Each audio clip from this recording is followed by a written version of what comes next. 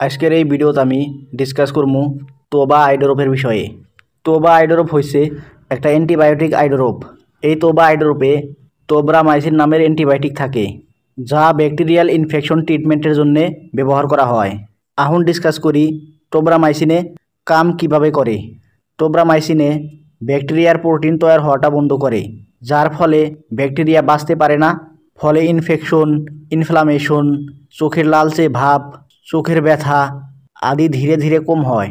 তোবা আই ড্রপের ব্যবহার: number 1, I infection বা চোখের ব্যাকটেরিয়াল কনজাক্টিভাইটিসের ক্ষেত্রে ব্যবহার করা হয়। Number 2, কর্নিয়ার ulcer.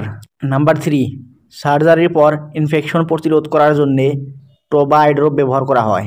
নাম্বার 4, চোখে লালচে ভাব, চুলকানি ও পুজ হয়েছে, ওই ক্ষেত্রে তোবা আই ড্রপ ব্যবহার করা হয়।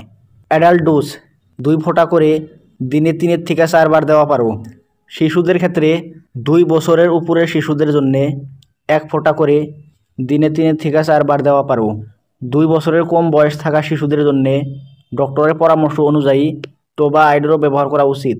5 ml তোবা আই ড্রপ থাকে। প্রত্যেক ml 3 mg তোব্রামাইসিন থাকে। এই 5 ml তোবা আই ড্রপের দাম হয়েছে 137। সাইড ইফেক্ট অফ তোবা আই ড্রপ: নাম্বার 1, চোখে হালকা জ্বালা ও চুলকানি।